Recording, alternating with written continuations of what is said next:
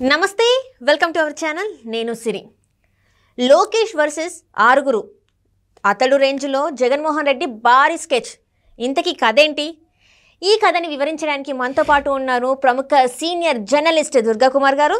నమస్కారం సార్. నమస్కారం మసిరి, మన వీక్షకులు కూడా నమస్కారం. సో సార్, ఇప్పుడు మనం చూస్తున్నట్టయితే లోకేష్ వర్సెస్ మన ఆరుగురు, జగన్మోహన్ రెడ్డి గారి భారీ స్కెచ్ అని చెప్పేసి, అతడు రేంజ్లో భారీ స్కెచ్ అని చెప్పేసి మనకు వార్తలు వస్తున్నాయి. ఇంతకీ ఈ కథ వెనకాల ఉన్న రహస్యం ఏంటి చెప్పండి సార్ మాకు. అంటే ఏం లేదమ్మా, ఇప్పుడు జగన్మోహన్ రెడ్డి గారు ఈ ఎన్నికల్లో చాలా ప్రతిష్టాత్మకంగా తీసుకోవాలి కూడా. ఆయన జనాలను అడిగింది ఒకసారి అవకాశం అని, ఆ ఒక్కసారి ఇచ్చారు. ఒక్కసారి ఇచ్చిన తర్వాత ఆయనకి పరిపాలనలో రుచి బాగా తెలిసి వచ్చింది. అంటే ఆయన ముఖ్యమంత్రి కాకముందు కూడా రాజశేఖర రెడ్డి గారు ముఖ్యమంత్రిగా ఉన్నప్పుడు కూడా ఈయన మీద ఆదాయానికి మించిన ఆస్తులు ఉన్నాయని దేశంలోనే ఒక పెద్ద కేసు నమోదని, దాదాపు 33 కేసులు విజిలెన్స్ అండ్ వీళ్ళు సిబిఐ వాళ్ళు ఇన్వెస్టిగేట్ చేశారు. ఈడీ అన్నీ కూడా జాతీయ దర్యాప్తు సంస్థలు చేసిన మనీ లాండరింగ్ కేసెస్. కాబట్టి ఆయనకి పరిపాలనలో ఉంటే ఎంత ఆదాయం వస్తుంది అనే దాని మీద పూర్తి అవగాహన ఉంది, దాన్ని ఎలా పొందొచ్చు ఏంటని. ఇప్పుడు ఈ ఎన్నికల్లో ఆయనకి పరిస్థితి గడ్డుగా కనిపిస్తుంది. ఎందుకంటే ఆయనకి ఆది గురువు అయిన కేసీఆర్ గారే తెలంగాణలో ఓడిపోయారు. ఆయన తెలంగాణ తెచ్చిన పితగా పేరు తెచ్చుకుని ఆయన జీవితకాలం ముఖ్యమంత్రిగా ఉంటానని కళ్ళగన్నప్పటికీ కూడా రెండోసారి పరిపాలనతోనే ఇక్కడ ముఖం మొత్తిపోయింది, మార్పు కోరుకున్నారు. అక్కడ ఒక్కసారి పరిపాలన చూసిన తర్వాత ఇంకా ఇట్లాంటి పరిపాలనగా జీవితంలో వద్దనే పరిస్థితి ఆంధ్రప్రదేశ్ ప్రజలు కూడా వచ్చారు. ఇప్పుడు ఆయన ఎట్టి పరిస్థితుల్లోనూ నేను గెలిచి తీరాలి, గెలవటంతో పాటు చంద్రబాబు నాయుడు గారిని కుప్పంలోనూ, తర్వాత మంగళగిరిలో పోటీ చేసే లోకేష్ గారిని, అంటే లోకేష్ యువగళం ద్వారాను, తర్వాత మొన్న మధ్య ఇంకొక యాత్ర పెట్టారు కదమ్మా మళ్ళీ శ్రీకాకుళం వైపు నుంచి. అవును సార్. అట్లా పాపులారిటీ పెరుగుతుంది. ఇతను గతంలో అంటే ఆయనకు అనుభవం లేదు అంతగా, కానీ ఇప్పుడు ఈ చంద్రబాబు నాయుడు గారు అరెస్ట్ తర్వాత 2019లో తెలుగుదేశం ఓటమి తర్వాత ఆయన ఎక్కువ ప్రజల్లోకి వెళ్ళిపోయి ప్రజా సమస్యల మీద అవగాహన తెచ్చుకుని బాగా ప్రజల తరపున మాట్లాడటంలోనూ, షార్ప్గా పంచిలేయటం కానీ, తర్వాత ప్రజా సమస్యలను వివరించడంలోనూ బాగా ఆరితేరాడు. తర్వాత తను శాసనసభ్యుడిగా మంగళగిరిలో గెలవలేదు కాబట్టి నేను మంగళగిరి ప్రజలను పట్టించుకోవాల్సిన అవసరం లేదు అని అనుకోకుండా ఒక శాసనసభ్యుడి కన్నా కూడా ఎక్కువ సమయం మంగళగిరిలో వెచ్చించడం, అక్కడ తన సొంత ఖర్చుతోనూ లేకపోతే కొన్ని సంస్థల తరపున నిధులు సేకరించి అక్కడ అన్నా క్యాంటీన్లు ఇలాంటివన్నీ కూడా పేదలకు పనికొచ్చే కార్యక్రమాలు ఒక ఎమ్మెల్యే కన్నా కూడా ఎక్కువ కొనసాగించాడు. కాబట్టి ఇప్పుడు ఆయన్ని ఎట్టి పరిస్థితుల్లోనూ మంగళగిరిలో ఓడించాలి. దాని ద్వారా అంటే రేపు శాసనసభలో అంటే ఇద్దరిని, చంద్రబాబు నాయుడు గారిని, లోకేష్ గారిని, ఇద్దరిని బాగా టార్గెట్ చేశారు. అందుకే ఆయన అన్నాడు కదా, వై నాట్ కుప్పం అని. వై నాట్ 175 అన్నారు.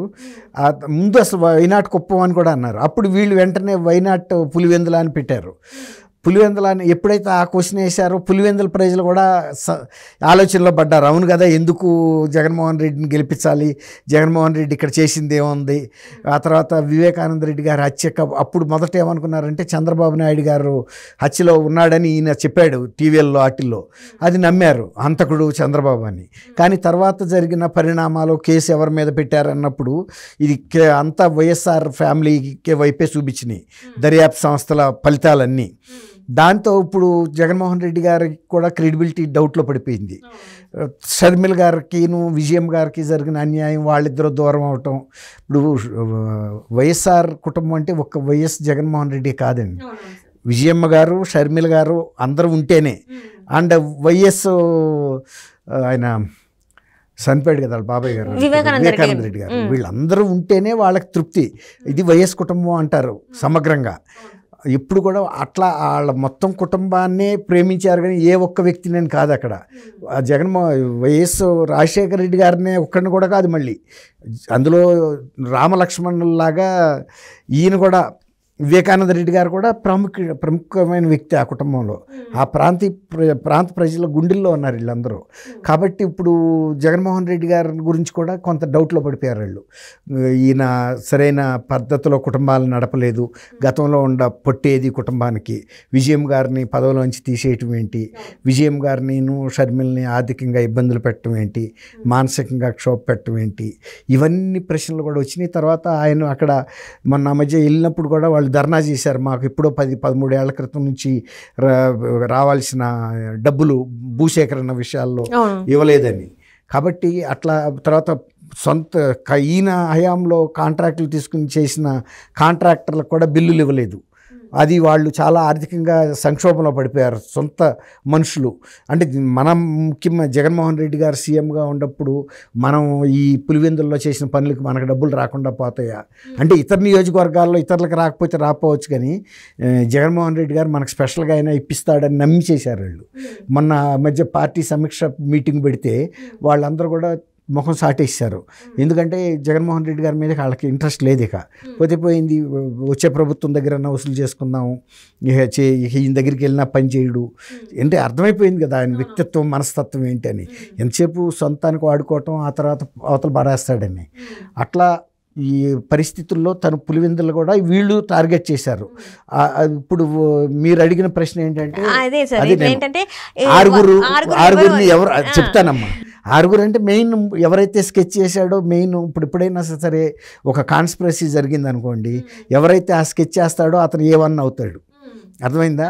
కాబట్టి ఆటోమేటిక్గా ఇక్కడ సీఎం గారు మెయిన్గా టార్గెట్ పెట్టాడు ఎవరి మీద, లోకేష్ మీద, తర్వాత విజయసాయిరెడ్డి, ఆ తర్వాత వచ్చేసి ఇప్పుడు ఈ మొన్న ఆళ్ళ రామకృష్ణారెడ్డి పార్టీకి రాజీనామా చేసి ఎమ్మెల్యే పోస్ట్కి రాజీనామా చేశాడు కదా, అప్పుడు గంజి చిరంజీవి అని అంతకుముందు తెలుగుదేశంలో పనిచేసిన ఆయన్ని తీసుకొచ్చి ఇప్పుడు పార్టీ ఇన్ఛార్జిగా పెట్టాడు. జనరల్గా పార్టీ ఇన్ఛార్జిగా వైఎస్ఆర్సీపీకి ఎవరికి పెట్టినా నెక్స్ట్ సీటు వాళ్ళకి ఇస్తారనేది ఒక ఫీలింగు. ఆ ఫీల్ కలగజేయటం కోసం గంజి చిరంజీవిని తీసుకొచ్చారు పిక్చర్లోకి. తాత్కాలికమని వాళ్ళకి తెలుసు, మళ్ళీ అక్కడికి పంపిన కోవర్ట్ తిరిగి వస్తాడని తెలుసు. ఇదంతా డ్రామా అంటే ఆశ కల్పించేశారు గంజి చిరంజీవికి. ఇప్పుడు లోకేష్ రేపు పోటీ చేసినా గంజి చిరంజీవి ఆయనకు వ్యతిరేకంగా పనిచేయాలని. అర్థమైందా? ఇదంతా ఒక స్ట్రాటజీ. తర్వాత వచ్చేసి మళ్ళీ ఇప్పుడు ఎట్లాగో ఆళ్ళ రామకృష్ణారెడ్డి బ్యాక్. అవును సార్. అసలు ఎక్కువ తుపాకులు పేల్చింది ఆళ్ళ రామకృష్ణారెడ్డి. తెలుగుదేశం మీద అనేక ప్రైవేట్ కేసులు కూడా వేశాడు, రకరకాలవి పార్టీ మీదను. ఇప్పుడు ఆ వీళ్ళు కాకుండా ఇంకొక ఇద్దరు, కోండ్రు కమల, ఆమె ఎక్స్ఎమ్మెల్యే ఒక ఆమె ఉంది, వీళ్ళ పార్టీలో ఉంది, ఆమెని కూడా ఫోకస్ చేశారు ఈయన మీదకి. తర్వాత మురుగుడు హనుమంతరావు గారిని అంతకుముందు ఎమ్మెల్యేగా పనిచేశాడు తెలుగుదేశంలో, ఇప్పుడు ఆయన కూడా ఈ పార్టీలో ఉండటం వలన అంటే ఒక 6 సమూహాన్ని ఎదుర్కోవాలి ఇప్పుడు. అభిమన్యుడిలాగా లోకేష్ ఆయన ఒక్కడు చిన్నాడు, వీళ్ళందరూ కూడా ఇప్పుడు ఒక 3 ఎక్స్ఎమ్మెల్యేలు ఉన్నారు ఆళ్ళ రామకృష్ణారెడ్డితో కలిపితేను. తర్వాత వచ్చేసి ఒక పార్టీ ఇన్ఛార్జి గంజి చిరంజీవి ఉన్నాడు. మెయిన్ వైఎస్ఆర్సీపీలో ప్రముఖ లీడర్లు సీఎం అండ్ విజయసాయిరెడ్డి. 6 వ్యక్తులు కేవలం అక్కడ కాన్సన్ట్రేట్ చేసి లోకేష్ గారిని గెలవకుండా చూడాలనే ఒక గట్టి స్కెచ్ చేసి కూర్చున్నారు. అందుకే వెంటనే ఈయన తిరిగి వచ్చేసాడు. కానీ వాళ్ళు మర్చిపోయింది ఏంటంటే, ఈ స్కెచ్లో వైఎస్ఆర్సీపీ పరపతి పోయింది. పంపటం ఏంటి, అతను వెళ్ళి 20 రోజులు అవ్వలేదు, ఇన్ని తిట్లు తిట్టి వెళ్ళాడు జగన్మోహన్ రెడ్డిని, ఆయన నమ్మదగ్గ వ్యక్తే కాదు, అసలు ఎవరిని పైకి రానివ్వడు, రిజైన్ చేసేసాడు, అన్నీ పార్టీకి ఎమ్మెల్యే పదవికి అన్నీ చేశాడు. తర్వాత ఈయన నా నియోజకవర్గాన్ని అభివృద్ధి చేయడానికి నిధులు ఇవ్వలేదన్నాడు, నేను సొంతంగా తెచ్చి నిధులు ఖర్చు పెట్టాను, రోడ్డు మీద పడ్డాను ఇప్పుడు అని చెప్పాడు. ఎన్ని నాటకం అనేది తెలుస్తుందిగా, ఇదొక జగన్ నాటకం. కేవలం 2 గంటల్లో కనుక నాటకంలో ఎన్ని మార్పులు జరుగుతాయో ఇప్పుడు ఈ 20 రోజుల్లోనే ఈ ప్రజలు అందరం చూసేసాం కదా. దీనివలన వైఎస్ఆర్సీపీ అనేది ఇట్లాంటి డ్రామాలు నడుపుతుంది తప్ప ఇది ఇందులో వాస్తవం లేదు. అతను బయటకు వెళ్ళటం మిథ్య, లోనకి రావటం మిథ్య. అంత తిట్టిన వేసిన ఆలింగనం చేసుకుని ఆయన మామూలుగా అయితే చాలా ఇది పడతాడు, దాన్ని ఏమంటాం మనం, కక్ష సాధింపు చర్యలకు దిగుతాడు. కోడికత్తి సీనుకి బెయిల్ వస్తే దానికి సుప్రీంకోర్టుకు కూడా వెళ్ళటానికి సిద్ధపడ్డ వ్యక్తిన. అలాగే చంద్రబాబు నాయుడు గారికి హైకోర్టులో బెయిల్ ఇస్తే సుప్రీంకోర్టుకి వెళ్ళాల్సిన అవసరం ఉంది. ఎనీ మర్డర్ కేసుకైనా కూడా బెయిల్ వస్తుంది కదా. Bail is a right. అంతే కదా. అట్లాంటప్పుడు ఆయన అంత కక్ష సాధింపుగా సుప్రీంకోర్టుకి వెళ్ళి అన్ని కోట్లు ఖర్చు పెట్టాడు, బెయిల్ రాకుండా ఆపగలిగాడా? అట్లాగే మరి అంత కక్ష సాధింపు చేసే వ్యక్తి ఆళ్ల రామకృష్ణారెడ్డి అన్ని తిట్లు తిట్టెళ్తే ఆయన్ని అలింగనం చేసుకుని ఆయన ఆహ్వానించాల్సిన అవసరం ఏముంది? అంటే ఇదంతా ముందు ప్రీ ప్లాన్డ్ గా జరిగింది అని చెప్పేసి మనం అనుకోవచ్చు. రెండోది ఇంకోటి ఏంటంటే, దళిత వర్గాల మీద అయితేనేమో ఇంత కక్ష సాధింపు చేస్తావు, అదే నీ సామాజిక వర్గానికి చెందిన వ్యక్తి అయితే నువ్వు రెడ్ కార్పెట్, నిన్ను తిట్టినా కూడా నువ్వు రెడ్ కార్పెట్ పరిచి ఆహ్వానిస్తావు నీ ప్యాలెస్లోకి. కనపడతలేదు ఇది తేడా. ప్రజలు కూడా ఇవన్నీ గమనిస్తారు.